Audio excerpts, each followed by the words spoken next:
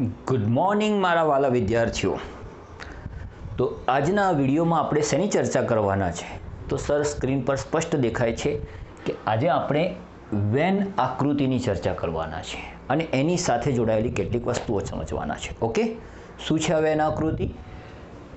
ગણો વચ્ચેના ઘણા ખરા સંબંધોને આકૃતિઓ દ્વારા રજૂ કરવામાં આવે છે। બરાબર છે, આપણે ગણની ચર્ચા કરી રહ્યા છે, ગણ શીખી રહ્યા છે, ગણના પ્રકારો પણ જોઈ રહ્યા છે, પણ હવે એને રજૂ કરવા માટે આપણે આકૃતિનો ઉપયોગ પણ કરી શકીએ છીએ। ઓકે, તેમને આપણે વેન આકૃતિઓથી જાણીએ છીએ। હવે એ જે આકૃતિ છે એને આપણે વેન આકૃતિ કહીશું। ભાઈ કેમ વેન આકૃતિ કહીશું? અંગ્રેજી તર્કશાસ્ત્રી જ્હોન વેન 1834થી લઈને 1883 સુધી, બરાબર છે, ના સમયગાળામાં જ્હોન વેન નામના અંગ્રેજી તર્કશાસ્ત્રી હતા। એમના નામ પરથી તેમને વેન આકૃતિ નામ આપવામાં આવ્યું છે। આમણે આ પ્રકારની આકૃતિ શોધી એટલે આને વેન આકૃતિ કહેવામાં આવે છે। આ આકૃતિઓ લંબચોરસ અને બંધ વક્રો મહદઅંશે વર્તુળોની બનેલી હોય છે।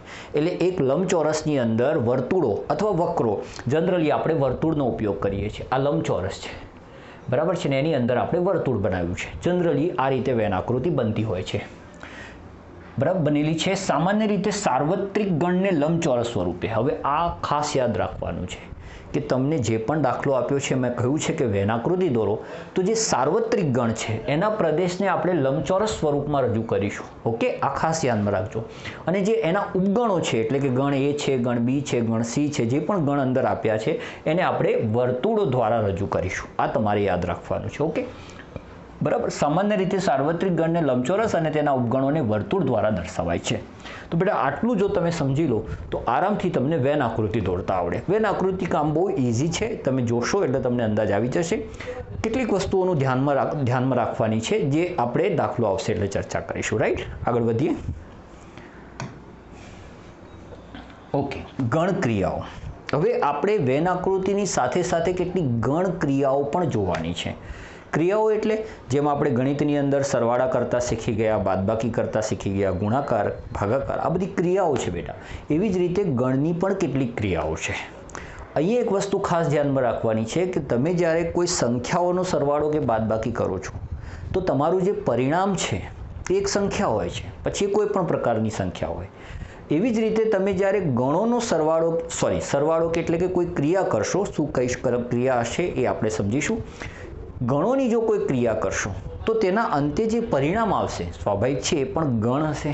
ઓકે, તો જ્યારે સંખ્યાઓના ઉપર ક્રિયાઓ કરવામાં આવે છે તો પરિણામ સંખ્યા હોય છે। એવી રીતે જ્યારે ગણો પર કોઈ ક્રિયા કરવામાં આવે તો એનું જે પરિણામ મળશે એ પણ એક ગણ હશે।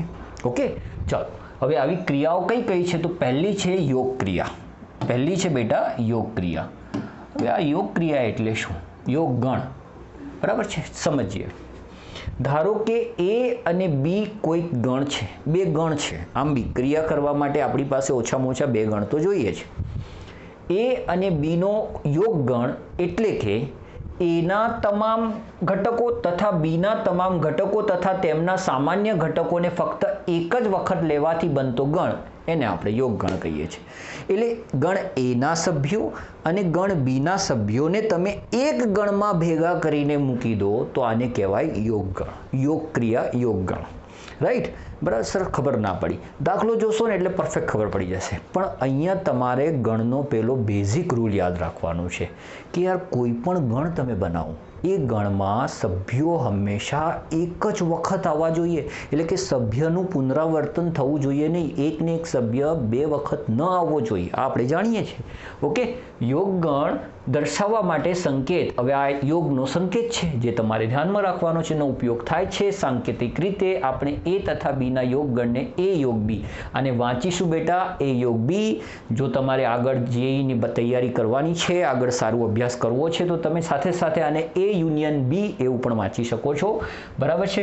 એ યોગ બી ને આપણે એ યોગ બી, એ યુનિયન બી વાંચીશું। ઓકે, પછી એ તમારા ઉપર છે। ઓકે, હવે કેટલાક ઉદાહરણ જોઈએ એટલે આપણને યોગ ક્લિયર થઈ જાય। રાઈટ, ઉદાહરણ નંબર 12, એમાં આપ્યા છે સભ્યો 2, 4, 6, 8, બીમાં આપ્યા છે સભ્યો 6, 8, 10, 12, એ યોગ બી શોધો। એટલે મારે એનો યોગ બી સાથે કરવાનું છે, એટલે કે ગણ 2, 4, 6, 8 નો યોગ ગણ 6, 8, 10, 12 સાથે કરવાનો છે. ઓકે, તો બહુ જ સિમ્પલ કામ છે બેટા. આ બંને ગણના સભ્યોને ભેગા કરીને એક ગણમાં મૂકી દો. એ જ ગણ હશે એ કહેવાશે એ યોગ બી. એટલે કે પહેલાં હું આ ગણના બધા સભ્યો લખી દઉં. 2, 4, 6, 8. બરાબર છે. હવે હું આ ગણના સભ્યો પણ આમાં મૂકી દઉં. પણ અહીંયા તમારે એક વસ્તુ ખાસ ધ્યાનમાં રાખવાની છે કે સભ્ય બેવડાવવો જોઈએ નહીં. એટલે કે એકને એક સભ્ય બીજી વાર ન આવવો જોઈએ. એટલે કે આ 6 અને 8 જે છે એ ઓલરેડી અહીંયા છે, તો એ બીજી વાર નહીં આવે. ખાસ ધ્યાનમાં રાખજો. એટલે આપણે ડાયરેક્ટ ચાલુ કરીશું 10 અને 12. તો બસ આ રીતે તમે ગણ એના સભ્યોને ગણ બીના સભ્યોને ભેગા કરીને એક ગણમાં મૂકી દો. સભ્ય ના બેવડાય એ રીતે, તો એ જે મળશે એ યોગ બી હશે. ખબર પડી? હા સર, થોડી ઘણી ખબર પડી. હજુ આગળ વધીએ. બરાબર. હવે આ બીજો દાખલો લઈએ. હવે આમાં કીધું છે એના સભ્યો આપ્યા છે. આ ઉદાહરણ નંબર 13 છે બેટા. બીના સભ્યો આપ્યા છે. બતાવો કે એ યોગ બી બરાબર એ થાય.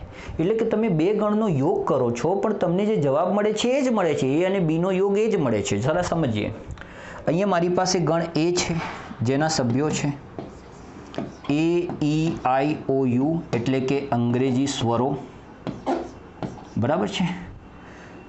ઓકે, મેં કંઈક નાની ભૂલ કરી દીધી. આપણે એક કામ કરીએ.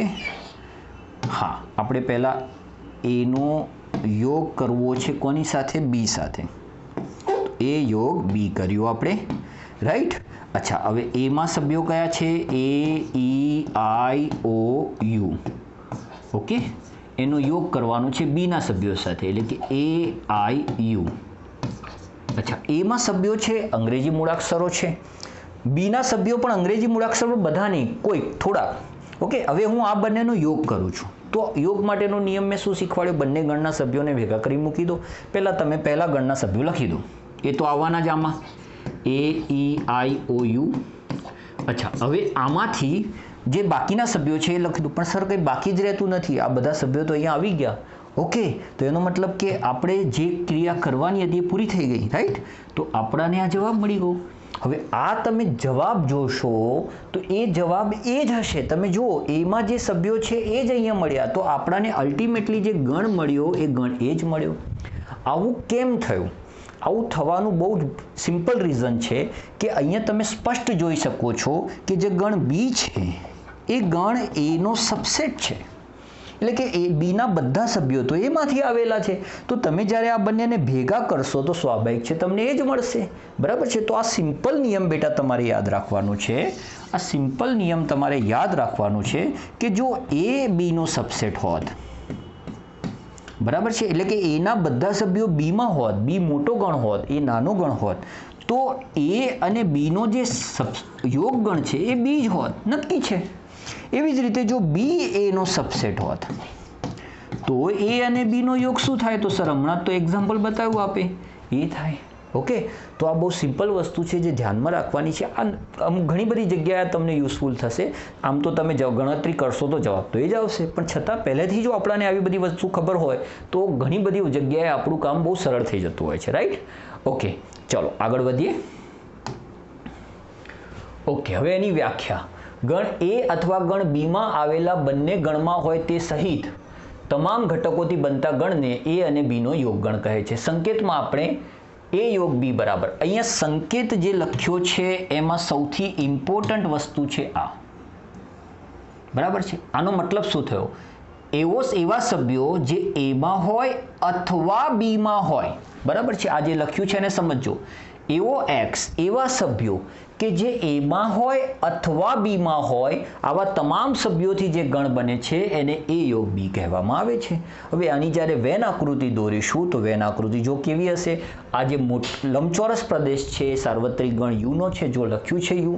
બરાબર છે. આ જે પહેલું વર્તુળ છે એ એનું છે, બીજું વર્તુળ છે એ બીનું છે. બરાબર છે. આને બરાબર સમજીશું આપણે જ્યારે દાખલા આવશે ત્યારે. હાલ તમે આને આ રીતે યાદ રાખો. બરાબર છે. આ એનું વર્તુળ, બીનું વર્તુળ, એના સભ્યો એના વર્તુળમાં લખ્યા હશે, બીના સભ્યો બીના વર્તુળમાં લખ્યા હશે. અને આ જે ડાર્ક પ્રદેશ, આ જે છાयांકિત પ્રદેશ છે, આ આખો પ્રદેશ બેટા આપણા માટે કહેવાય એ યોગ બી. એટલે તમને જ્યારે એ યોગ બીની વેન આકૃતિ દોરવાની કહ્યું હોય તો બેટા આ રીતે વેન આકૃતિ દોરવાની છે. આ ખાસ ધ્યાનમાં રાખીશું આપણે. ઓકે, ચલો આગળ વધી જઈએ. આજે બફારો સખત છે પણ શું થાય, કામ તો કરવાનું છે, રાઈટ? ઓકે, હવે યોગ ક્રિયાના કેટલાક ગુણધર્મો, બરાબર છે, બહુ સરસ મજાના ગુણધર્મો છે. આપણે એને 1 by 1 સાબિત કરીશું, 1 by 1 સાબિત કરીશું. પણ હું ઈચ્છું છું કે હું પહેલાં એક નાનું કામ બતાવી દઉં. તમે ક્રિયા જોતા રહો, સમજતા રહો. ઓકે, તો યોગ ક્રિયાના કેટલાક ગુણધર્મો, જેમ સરવાળાના ગુણધર્મો હતા, ગુણાકારના ભાગાકારના ગુણધર્મો હતા, એમ યોગના પણ કેટલાક ગુણધર્મો છે. ચાલો પહેલો ગુણધર્મ જોઈએ. એનું નામ છે ક્રમનો નિયમ.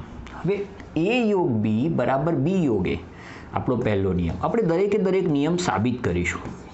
સાબિતી વગર આપણે કંઈ જ એક્સેપ્ટ કરતા નથી, બરાબર છે? એ યોગ બી બરાબર બી યોગ એ. આનો મતલબ શું થયો સર? આનો મતલબ એ થયો કે એ અને બીના ગણનો યોગ કરીશું તો જે જવાબ મળશે એ જ જવાબ બી અને એનો યોગ કરવાથી મળશે. સર આ તો કંઈક પેલા સરવાળાના નિયમ, ક્રમના નિયમ જેવું છે કે હું 2 અને 5નો સરવાળો કરું અને 5 અને 2નો સરવાળો કરું, સ્વાભાવિક છે બંનેના જવાબ સરખા આવશે. હા, તમે સાચા જ છો, બરાબર છે. પણ શું એ અહીંયા એપ્લાય થાય છે? જરા જોઈએ, સમજીએ. તો એક ગણ લઈ લઉં, એ બરાબર 1 2 3, સિમ્પલ ગણ લઈએ છીએ આપણે, બરાબર છે. બાકી તમારે જે એક્ઝામ્પલ લેવું હોય તમે એ રીતે એક્ઝામ્પલ લઈને ગણતરી કરી શકો છો. બીમાં મેં સભ્યો લીધા 3 અને 4, મેં મારી રીતે 2 એક્ઝામ્પલ લઈ લીધા. હવે હું એનો યોગ બી સાથે કરું છું તો મેં એના સભ્યો લખ્યા 1 2 3 અને એનો યોગ કરવાનો છે 3 અને 4 સાથે. હવે આ બંનેને ભેગા કરવા છે. ભેગા કરીશ તો પહેલાં એના સભ્યો લખી દઈએ 1 2 3. હવે આમાંથી 3 તો આવી ગયો છે તો 3 બીજી વાર નહીં લઈએ, આપણે 4 લઈ લઈશું તો મને આ જવાબ મળી ગયો, પરિણામ નંબર 1 થઈ ગયું. હવે મારે બીનો યોગ એ સાથે કરવો છે તો હું પહેલાં ગણ બી લખીશ, એનો યોગ એ સાથે કરીશ 1 2 3. હવે આ બંનેનો યોગ કરીશ તો પહેલાં હું 3 4 લખી દઉં, બરાબર છે. હવે આમાંથી બાકીના સભ્યો એટલે કે 3 સિવાયના સભ્યો 1 2 લખી દઉં તો સર આ બંને જવાબ તો સરખા આવ્યા, તમે જુઓ. યસ, તો આ તો સમજાવવા માંગે છે કે કોઈ પણ ગણનો કોઈ યોગ કોઈ પણ ક્રમમાં કરવામાં આવે જવાબ હંમેશા સરખો આવશે. બીજું, આપણે શરૂઆતના વિડીયોમાં જોઈ ગયા બેટા કે ગણની અંદર જે સભ્યો લખ્યા છે એ ક્રમમાં ના હોય તો ચાલે, પણ આપણી પ્રેક્ટિસ એવી હોવી જોઈએ કે આપણે એને બને ત્યાં સુધી ક્રમમાં લખવા જોઈએ. આ મેં 3 4 1 2 લખ્યું છે, એની જગ્યાએ બેટર છે કે મારે લખવું જોઈએ 1 2 3 4. ઓકે, પણ મારે તમને દાખલો સીધો સમજાવો તો માટે મેં આ રીતે લખ્યું છે. ઓકે, આશા રાખું છું કે આ તો તમને ખબર પડી જ ગઈ છે. હવે બીજું એક્ઝામ્પલ લઈ લઈએ ભાઈ. ઓકે, બીજું એક્ઝામ્પલ. હા, એ યોગ બી યોગ સી, એ યોગ બી યોગ સી.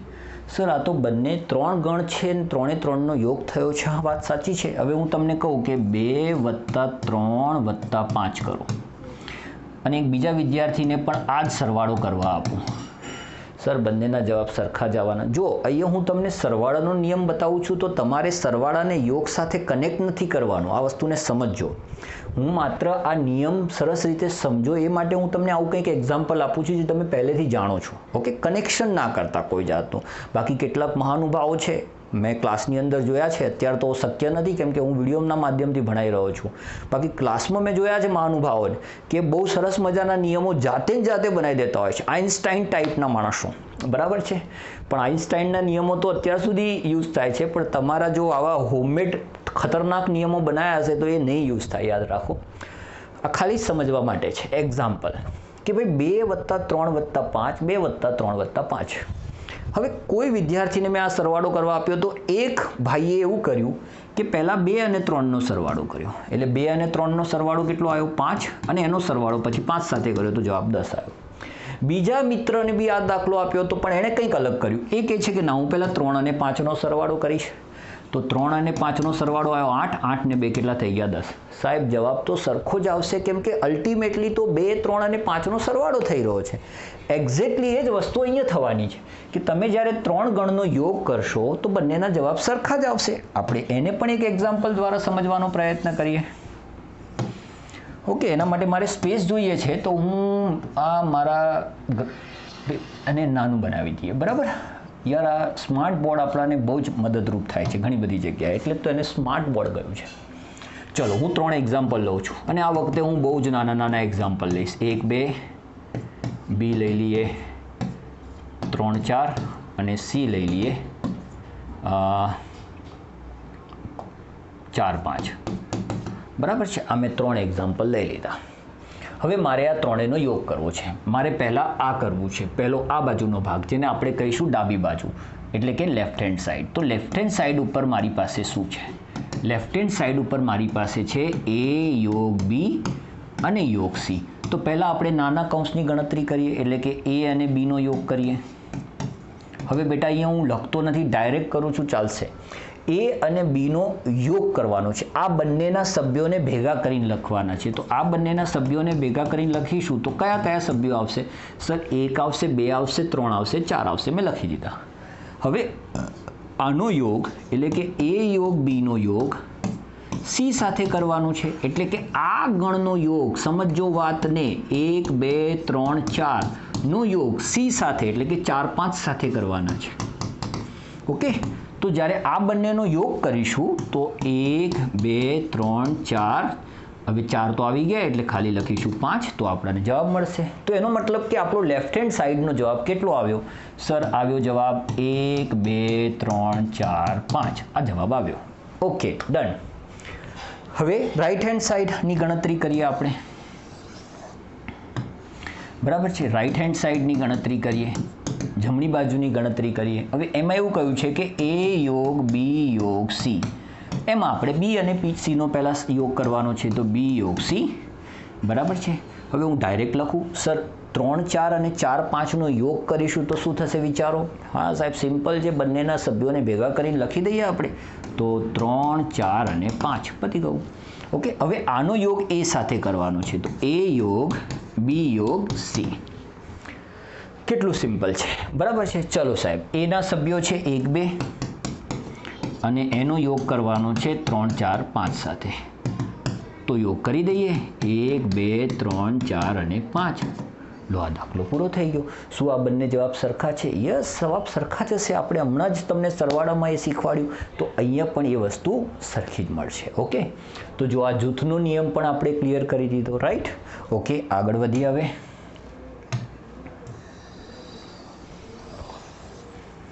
ત્રીજો નિયમ, જેને કહેવાય છે એકમ ઘટકનો નિયમ, કે ભાઈ એનો યોગ આપણે ખાલી ગણ સાથે કરીશું. બરાબર છે. સમજો કે ગણ એમાં સભ્યો છે 1 2 અને 3, અને ખાલી ગણ એટલે તો ખાલી ગણ છે, એમાં એક પણ સભ્ય નથી. રાઈટ. હવે આ બંને ગણનો યોગ કરશો તો તમને જવાબ શું મળશે? સાહેબ 1 2 3 જ મળશે, હે ને? તો એનો મતલબ કે ગણ એ જ મળશે. યાદ રાખો, આ પેલા એના જેવું છે કે ભાઈ 5 + 0 બરાબર કેટલા થાય? 5. સરવાળાનો તટસ્થ ઘટક બરાબર 0 છે. એવી રીતે એકમ ઘટકનો નિયમ ફાઈ એ યોગનો એકમ ઘટક છે. બરાબર છે. એટલે કે ફાઈ સાથે કોઈનો પણ તમે યોગ કરો છો તો જવાબ એ ગણ જ મળશે. ઓકે, આગળ વધી જઈએ. ચલો, ચોથો નિયમ, એનો યોગ એ સાથે કરીએ તો શું આવશે? ચાલો સાબિત જ કરીએ. માની લો કે ગણ એમાં સભ્યો છે 1 2, તો સ્વાભાવિક છે અહીંયા પણ સભ્યો તમે 1 2 જ લેશો. તો આ 1 2 નો યોગ 1 2 સાથે કરશો તો શું આવશે જવાબ? 1 2. સર 1 2 1 2 એવું ના લખાય? એ તો ના જ લખાય. આપણે આગળના વિડીયોમાંથી જોતા આવ્યા છે કે એક ગણનો એકદમ બેઝિક સિદ્ધાંત છે. ભાઈ ગણમાં એક ને એક સભ્ય તમે બીજી વાર ન લખી શકો. ઓકે, તો અહીંયા 1 2 જ આવશે. તો આ 1 2 એટલે શું મળ્યું આપણને? ગણ એ મળ્યો. તો કોઈ પણ ગણનો યોગ એ જ ગણ સાથે કરવામાં આવે તો જવાબ એ ગણ પોતે મળશે. યાદ રાખીશું. બરાબર. એને અહીંયા સ્વયંઘાતી નિયમ પણ કહેવામાં આવે છે. અચ્છા, હવે યુ એટલે કે સાર્વત્રિક ગણનો યોગ એ સાથે કરીશું તો શું આવશે? તો અહીંયા એક્ઝામ્પલ કેવી રીતે લઈશું? ચલો આપણે એક કામ કરીએ. પહેલે સાર્વત્રિક ગણ લઈએ, 1 2 3 4 અને 5. ઓકે, અને ગણ એ લઈએ 1 5 અને 6. આ મેં એક્ઝામ્પલ લીધું. બરાબર છે. હવે આ એક્ઝામ્પલ તમે જ્યારે લીધું, એ એક્ઝામ્પલ જ લીધું ખોટું છે. સાહેબ તમે પોતે એક્ઝામ્પલ લીધું ને તમે જ કહી રહ્યા છો ખોટું છે. તમે જુઓ, બરાબર છે, તમને સાર્વત્રિક ગણનો એક બેઝિક સિદ્ધાંત ખબર છે કે જે દાખલામાં સાર્વત્રિક ગણ હોય તેના બાકીના જેટલા ગણ આપેલા છે એ સાર્વત્રિક ગણના ઉપગણ હોવા જોઈએ. શું અહીંયા ગણ એ યુનો ઉપગણ છે? ના સર, નથી. તો આ એક્ઝામ્પલ જ આપણે ખોટું લઈ લીધું. એટલે જ્યારે બી તમે સાર્વત્રિક ગણવાળું એક્ઝામ્પલ લેતા હોય તો ખાસ ધ્યાનમાં રાખજો મિત્રો કે બાકીના જે ગણ છે એ સાર્વત્રિક ગણના ઉપગણ હોવા જ જોઈએ. રાઈટ? તો મેં જે ભૂલ કરી છે એને હું સુધારી દઉં. મેં જાણી જોઈને કરી દયા. ઓકે, હવે આવું હું ક્લાસમાં જ્યારે કહેતો હોય ને કે મેં જાણી જોઈને ભૂલ કરી છે તો વિદ્યાર્થી રેડિયારો હસતા હોય છે, બરાબર છે. બાકી મારો હેતુ એની પાછળનો સમજાવવાનો હોય છે. હવે મારી પાસે છે આ બે ગણ. હવે હું આનો યોગ કરું છું તો ગણ યુના સભ્યો લખી દઈએ. 1 2 3 4 5. એનો યોગ કરવાનો છે 1 5 સાથે. તો જ્યારે આને યોગ કરશો તો બંનેના સભ્યોને ભેગા કરીને લખીશું. તો પહેલાં હું લખીશ 1 2 3 4, સોરી,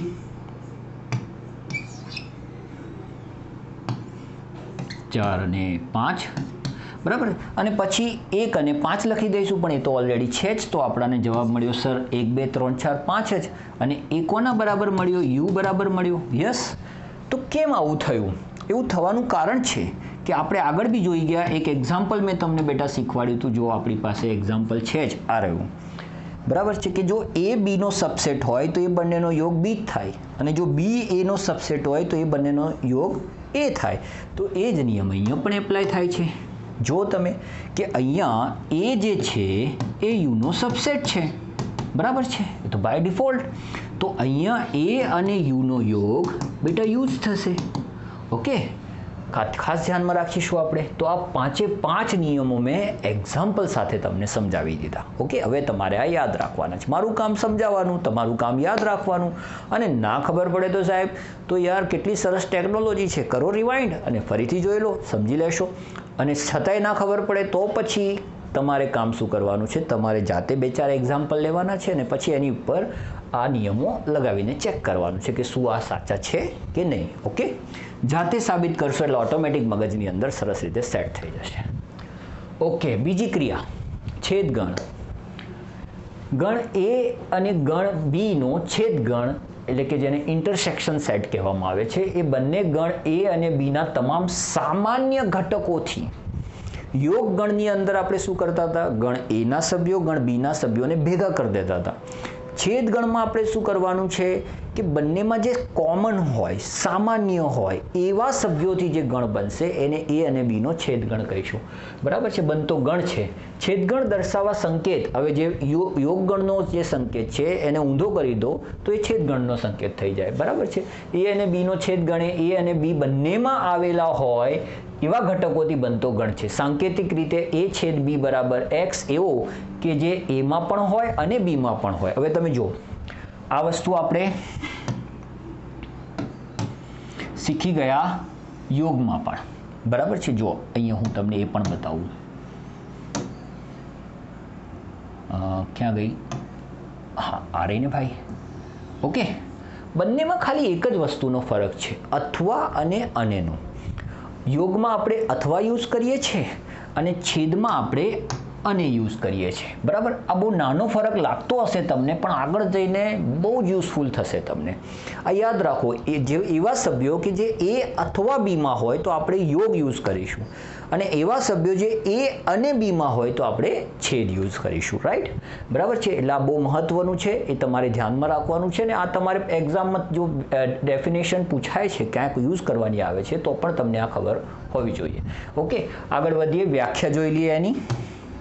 શું છે વ્યાખ્યા? બે ગણ એ અને બીનો છેદગણ એટલે એ અને બી બંને ગણમાં આવેલા તમામ ઘટકોથી બનતા ગણને સંકેતમાં આપણે ગણ એ છેદ બી બરાબર એક્સ, જ્યાં એક્સ બિલોંગ્સ ટુ એ અને એક્સ બિલોંગ્સ ટુ બી.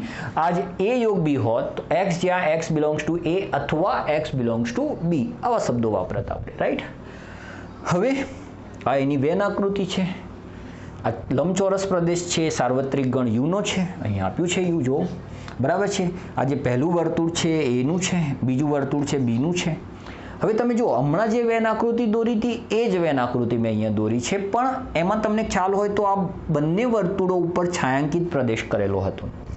જ્યારે અહીંયા માત્ર આ બંનેનો જે કોમન પ્રદેશ છે, બંનેમાં જે કોમન છે એટલે કે આ ભાગ, એને આપણે એ છેદ બી કહીએ છીએ. આ તમારે ધ્યાનમાં રાખવાનું છે. ઓકે, આ જ આકૃતિને જો મારે એ યોગ બી તરીકે દર્શાવવી હોત તો હું આ સંપૂર્ણ બંને વર્તુળોના સંપૂર્ણ ભાગ પર એ છેદ બી કરત, છાયાંકિત પ્રદેશ કરી દેત. બરાબર, તો મને એ યોગ બી મળી જાત. ઓકે, તો બેટા આ ખાસ ધ્યાનમાં રાખવાનું છે આપણે. ઓકે, આગળ વધીએ ટાઈમ વેસ્ટ કર્યા વગર. જો ગણો એ અને બી માટે એ છેદ બી ખાલી ગણ હોય એટલે એ બંનેમાં કંઈ કોમન ના હોય. સાહેબ તમે એના ઉદાહરણ તો આપ્યા નહીં. એક કામ કરીએ, આપણે ઉદાહરણ જોઈએ એના. બરાબર, એના ઉદાહરણ આપણે અહીંયાથી જોઈએ. યસ, આ જ ઉદાહરણ આપણે લઈએ. ચાલો, બરાબર છે. ઓકે ઓકે, હવે આ ઉદાહરણ નંબર 12 છે, એને આપણે ફરીથી એ છેદ બી માટે યુઝ કરીએ. તો મારે એનો અને બીનો છેદ કરવાનો છે, રાઈટ? તો મેં પહેલાં એના સભ્યો લખ્યા અને છેદ કરવાનો છે બી સાથે, એટલે મેં બીના સભ્યો લખ્યા. હવે છેદમાં મેં તમને હમણાં શું સમજાવ્યું?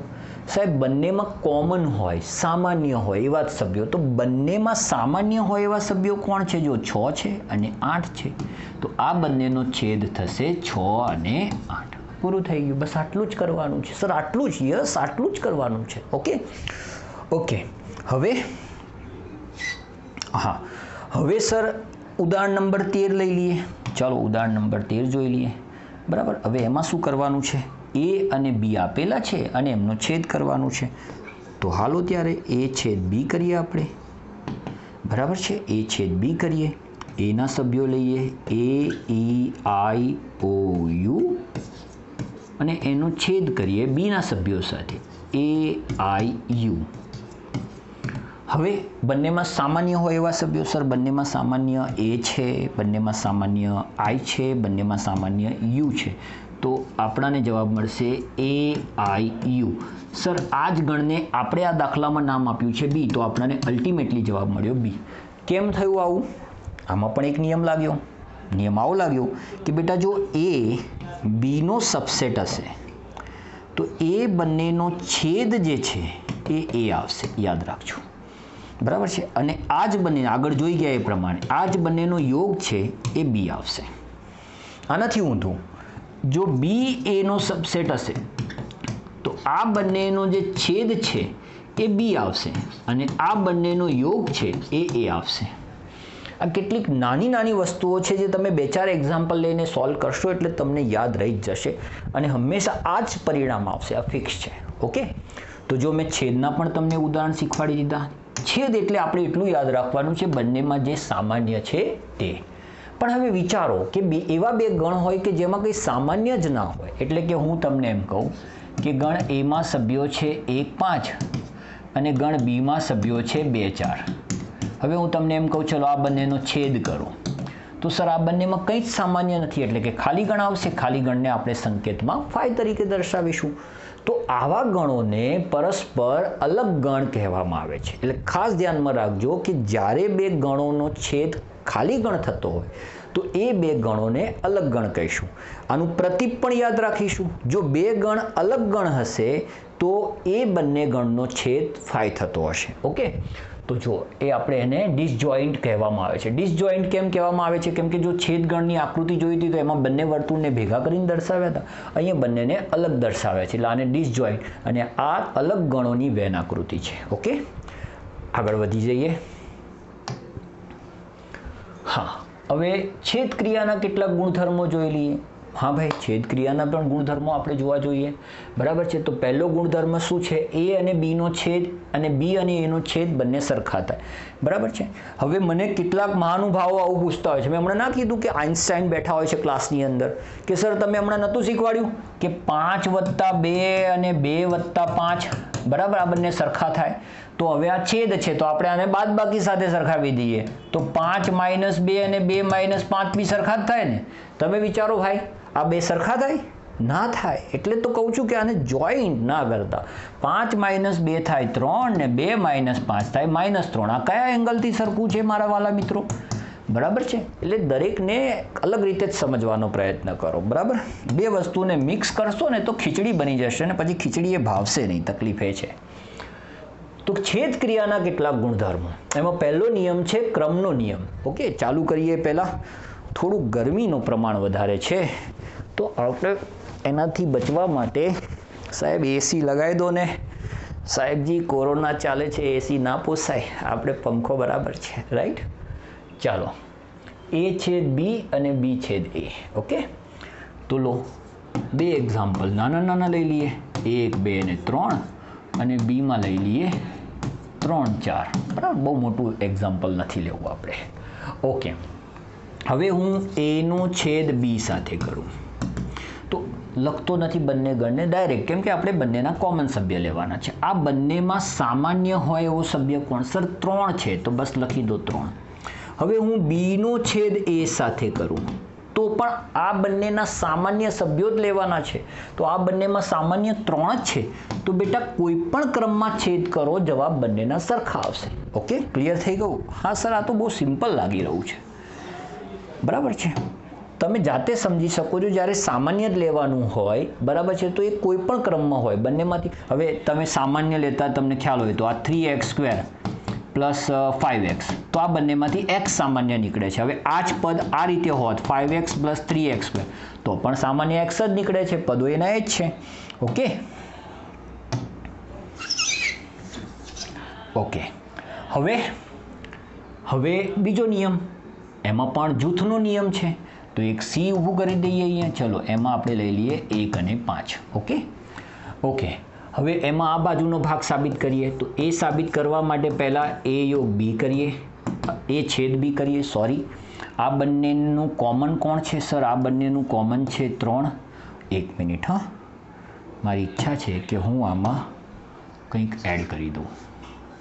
1, 3 અને 5 કંઈક જવાબ મળે આપણને. આમ તો એ બી એક્ઝામ્પલ રાખ્યો તો પણ વાંધો નહોતો, એમાં ખાલી ગણ તરીકે જવાબ મળે, પણ મારે કંઈક જવાબ આપવો હતો તમને એટલે.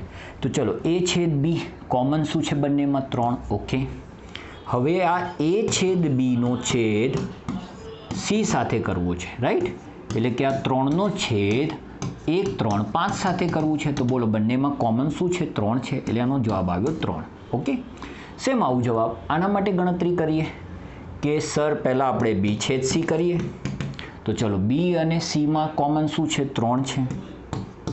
હવે એનો છેદ બી છેદ સી સાથે કરીએ, એટલે કે 1, 2 અને 3નો છેદ 3 સાથે કરીએ. બંનેમાં કોમન 3 છે, તો સાહેબ બંનેના જવાબ જો સરખા જ આવ્યા. ઓકે, તો જૂથનો નિયમ પણ આપણે સાબિત કરતા શીખી ગયા અને બહુ સિમ્પલ નિયમ છે મારી દ્રષ્ટિએ. ઓકે, આગળ વધીએ. ઓકે, હવે જો હું એનો છેદ 5 સાથે કરીશ તો મને શું મળશે? 5 મળશે. જો અહીંયા પણ પેલો નિયમ લાગુ પડે છે. બેટા તમને ખબર છે કે દરેક ગણનો ઉપગણ એ 5 તો છે જ. તો તમે જ્યારે આ બંનેનો યોગ કરશો તો તમને જવાબ એ મળશે, અને આ બંનેનો છેદ કરશો તો તમને જવાબ ખાલી ગણ મળશે.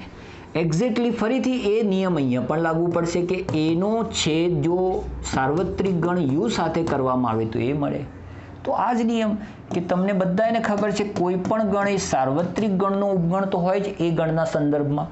બરાબર છે, તો અહીંયા એનો યોગ જ્યારે યુ સાથે કરીશું તો આપણને યુ મળશે, અને એનો છેદ સાથે યુ સાર્વત્રિક ગણ સાથે કરીશું તો એ મળશે. ઓકે, તો જો આ કેટલું ઇમ્પોર્ટન્ટ નિયમ બની ગયો છે જે તમારે ખાસ ધ્યાનમાં રાખવાનો છે. બરાબર, મેક્સિમમ એક્ઝામ્પલ લઈને હું તમને સાબિત કરતા શીખવાડી રહ્યો છું. અને આ તો યાર આપણે સિમ્પલી સમજી શકીએ છીએ એ છેદ એ બરાબર શું થવાનું એ. સર આનું કારણ આપો. બેટા કોઈ પણ ગણ એ પોતાનો ઉપગણ તો છે ને છે જ, તો આ બંનેનો યોગ એ જ થવાનો અને છેદ પણ એ જ થવાનો. ઓકે, તો કેટલું ઇઝીલી આપણે આ બધા નિયમો જોઈ લીધા. રાઈટ, આગળ વધીએ છીએ, ટાઈમ વેસ્ટ નથી કરવો. ઓકે, હવે આ કંઈક નવું આવ્યું, વિભાજનનો નિયમ, ડિસ્ટ્રીબ્યુટિવ લો. શું છે આ? કે ભાઈ છેદ ક્રિયા એ યોગ ક્રિયા પર વિભાજન કરે છે. બરાબર, કેવું આપ્યું છે તમે જોઈ શકો છો કે A છેદ B યોગ C. હવે જો આમાં એકલું યોગ કે એકલું છેદ નથી, યોગનો પણ ઉપયોગ થયો છે અને છેદનો પણ ઉપયોગ થયો છે. બરાબર. A છેદ B યોગ A છેદ C. બરાબર છે. આ બંને જવાબ હંમેશા સરખા હોય. ઓકે, તો આપણે શું કરીએ સર, એક્ઝામ્પલ લઈ લો. એક કામ કરો, 1 2. જનરલી હું સામાન્ય એક્ઝામ્પલ લઈને તમને દાખલા શીખવાડવાનો પ્રયત્ન કરી રહ્યો છું કે જેથી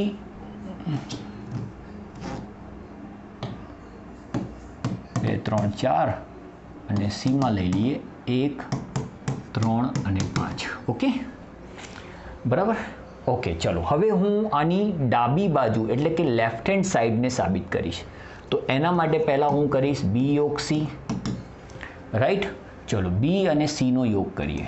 તો 2 3 4 નો યોગ કરવાનો છે 1 3 અને 5 સાથે.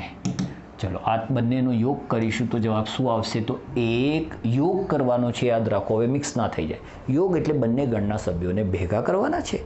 એક ને એક સભ્ય 2 વાર ના આવવો જોઈએ.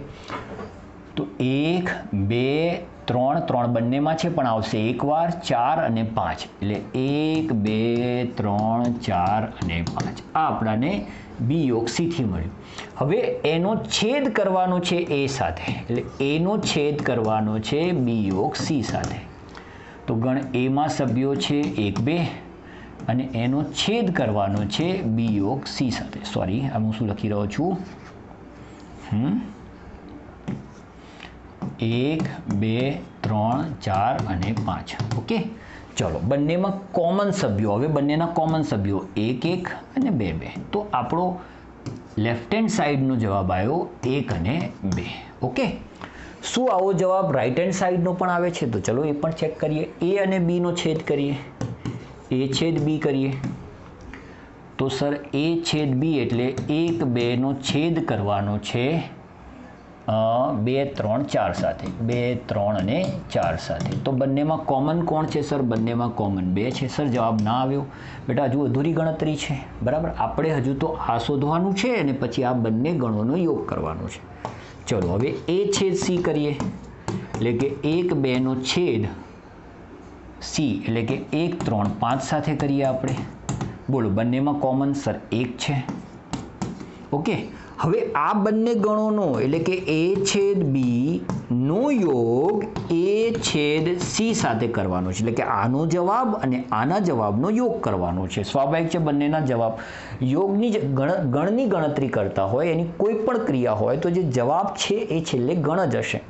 તો આનો એક ગણ છે એ છે 2 અને આનો એક ગણ છે એ છે 1. બંનેને ભેગા કરીશું તો જવાબ આવશે 1 2. તમે જોઈ શકો છો બંને જવાબ કેવા થઈ ગયા? સરખા થઈ ગયા. તો આપણે છેદ ક્રિયા એ યોગ ક્રિયા પર વિભાજન કરે છે એ નિયમ પણ સાબિત કરી લીધો. હું તમને કહીશ, સલાહ આપીશ કે તમે યોગ ક્રિયા એ છેદ ક્રિયા પર વિભાજન કરે છે એ નિયમ પણ સાબિત કરીને ચેક કરો. એટલે કે કરવાનું કંઈ નથી, હું તો કહું છું એક્ઝામ્પલ આ જ રાખો. તમે જ્યાં જ્યાં છેદ છે ત્યાં યોગ કરી દો અને જ્યાં જ્યાં યોગ છે ત્યાં છેદ કરી દો અને પછી એને સાબિત કરવાનો પ્રયત્ન કરો. જેટલી પ્રેક્ટિસ વધારે કરશો મિત્રો એટલું પરફેક્ટલી આપણાને ચેપ્ટર ખબર પડશે. અને ચેપ્ટર એકવાર પરફેક્ટ ખબર પડી ગઈ તો આગળ જઈને પછી તો જલસા છે. રાઈટ, ચાલો આગળ વધીએ. ઓકે, તફાવત ગણ. હવે આ તફાવત ગણ એટલે શું? તફાવત એટલે બાદબાકી. પણ જો જે બાદબાકી આપણે આગળ શીખી ગયા છે 5 - 2 = 3 થાય, એ સંખ્યાઓની બાદબાકી હતી. અહીંયા જે બાદબાકી આપણે શીખવાની છે ગણોની બાદબાકી છે. બરાબર છે? તો કંઈક તો ફરક હશે, જરા સમજીએ. ગણ A અને ગણ B નો આ ક્રમમાં તફાવત ગણ ડિફરન્સ સેટ એટલે ગણ A માં ન હોય તેવા ગણ A ના ઘટકોથી બનતો ગણ. સાંકેતિક રીતે આપણે તેને A - B દ્વારા દર્શાવીશું. A - B વાંચીશું. બરાબર, A - B એટલે શું? B માં ન હોય તેવા એના સભ્યો. બરાબર, A - B ને આપણે સમજીશું B માં ન હોય તેવા એના સભ્યો. ઓકે, ચલો અહીંયા એક ઉદાહરણ આપ્યું છે, જરા એને સમજીએ કે ભાઈ ગણ A માં તમને સભ્યો આપ્યા છે 1 2 3 4 5. આપણે લખીએ અહીંયા એને, એટલે આને જરા પરફેક્ટલી સમજણ પડે. 1 2 3 4 5 અને 6. અને બીના સભ્યો આપ્યા છે 2, 4, 6 અને 8. બરાબર છે. હવે તમને કીધું છે a માઇનસ બી કરો. a માઇનસ બીનો મતલબ શું થયો? તો બીમાં ન હોય તેવા એના સભ્યો. બરાબર છે. સિમ્પલ રીતે સમજાવું તો પહેલાં બંનેના કોમન સભ્યો શોધી નાખો. સર બંનેના કોમન સભ્યો છે 2 અને બંનેના કોમન સભ્યો છે 4 અને બંનેના કોમન સભ્યો છે 6. 2, 4, 6 બંનેમાં કોમન છે. હવે જો એમાંથી બી બાદ કરવાનું કહ્યું છે તો આ 2, 4, 6 હટાવીને એના જે બાકીના સભ્યો છે લખી દો. એટલે કે 1, 3, 5. યસ, પતી ગયું. બરાબર છે. સર આવું જ બી માઇનસ એ કરવાનું કહ્યું હતું. સેમ વસ્તુ. હવે આપણે આમાંથી આ બાદ કરવાનું છે તો બંનેના કોમન સભ્યો ઉડાવી દો. જે બાકી બીના સભ્યો છે એમાં ન હોય એવા બીના સભ્યો. એવા કયા સભ્યો છે જે એમાં નથી પણ ખાલી અને ખાલી માત્ર ને માત્ર બીમાં છે? તો એવો એક જ સભ્ય છે 8. બરાબર. આ જ કામ તમે આ રીતે પણ કરી શકો છો. જો તમને a માઇનસ બી કીધું છે તો મેં કર્યું શું?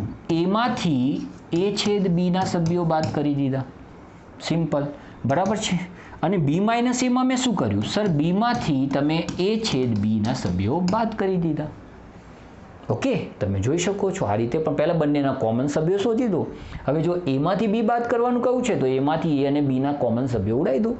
અને જો બી માઇનસ એ કીધું છે તો બીમાંથી એ છેદ બીના કોમન એટલે કે એ અને બીના કોમન સભ્યો ઉડાવી દો. બસ આને કહેવાય તફાવત ઘટના. કેટલું સિમ્પલ છે આ. ઓકે. ટિપ્પણી. ભાઈ ટિપ્પણી કરી છે તો આપણે યાદ રાખીશું, સમજીશું.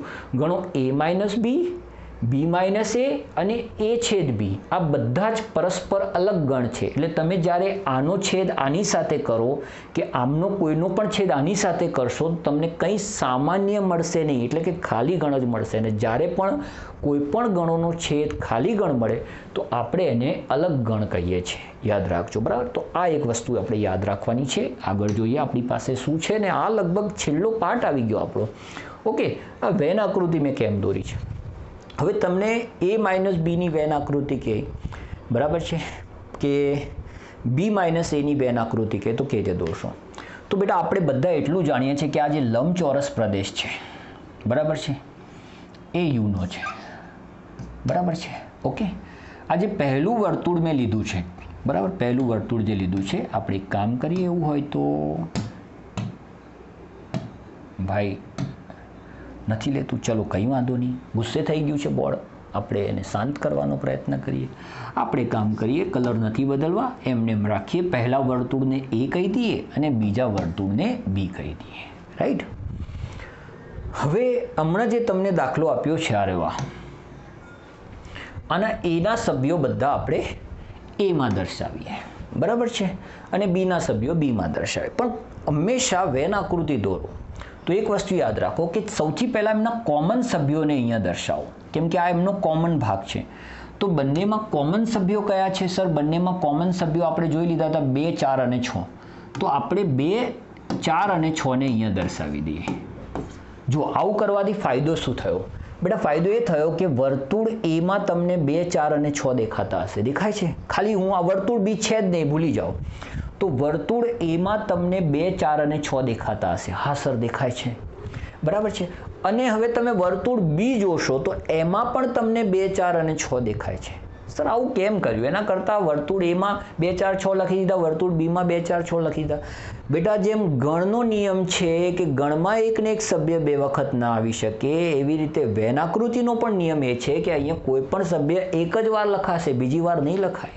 ઓકે. તો એ જ નિયમને આપણે અહીંયા પણ ફોલો કરવાનો છે. રાઈટ. તો જો મેં 2, 4, 6 લખી દીધા, બીમાં પણ લખી દીધા. અચ્છા, હવે એમાં કોણ કોણ બાકી રહ્યું? તો 1, 3 અને 5. તો એનો જે બાકીનો ભાગ છે એમાં હું 1, 3 અને 5 જનરલી બિંદુ દર્શાવવા માટે ટપકું કરી દેવું જોઈએ. બરાબર છે. બીમાં કોણ બાકી રહ્યું? 8. હવે તમે ધ્યાનથી જો, શું તમને ગણ એમાં 1, 2, 3, 4, 5, 6 દેખાય છે? હા દેખાય છે. ગણ બીમાં 2, 4, 6, 8 દેખાય છે? દેખાય છે. તો જો આ રીતે વેન આકૃતિ દોરવાની છે. ઓકે. પણ આ મેં દોરી છે કેમ? અચ્છા, આમાં યોગ ગણ પૂછું તો તમને ખબર છે કે ગણ એ અને ગણ બીના બધા સભ્યો એટલે કે આ સંપૂર્ણ ઉપર હું છાयांकित પ્રદેશ કરી દઉં, બરાબર છે, આ છાयांकित પ્રદેશ કરી દઉં તો એ યોગ બી ગણાશે. અચ્છા, આમાં એ છેદ બી કોણ? તો સર એ છેદ બી માટે આપણે થોડી આને નાની કરી દઈએ અને હા ગ્રીન કરી દઈએ. તો આ જે ભાગ છે આ આપણો એ છેદ બી થઈ ગયો, આ આપણો એ છેદ બી થઈ ગયો, રાઈટ, બરાબર છે. ઓકે, આ આખો પ્રદેશ એનો છે પણ એનો આ જે કોમન ભાગ છે બંનેનો એ છેદ બી છે, બરાબર. હવે આપણે જે સમજવા માટે અત્યારે જે આ મેં આકૃતિ દોરી છે એ શું હતું કે સર આમાં એ માઇનસ બી કોને કહેવાય? તો બેટા એ માઇનસ બીનો મતલબ એનો એવો ભાગ જે બીમાં ના હોય, એનો એવો ભાગ જે બીમાં ના હોય. તો સર આ આખું વર્તુળ જે છે એ એનું છે. હવે જો અને આ જે દેખાય છે આ બંનેનો કોમન ભાગ છે, તો એનો એવો ભાગ જે બીમાં ના હોય એ તો સર આ જ ભાગ થયો જો, તો યસ આ જ ભાગ થયો જો, બરાબર. એટલે કે આ કોમન ભાગ સિવાયનો એનો ભાગ એ માઇનસ બી કહેવાય. હવે જો આ સમજ્યા તો 100% ખબર પડી ગઈ કે સર બી માઇનસ એ કોને કહેવાય? તો બીનો એવો ભાગ જે એમાં ના હોય તો સર આ ભાગને આપણે કહીશું બી માઇનસ એ.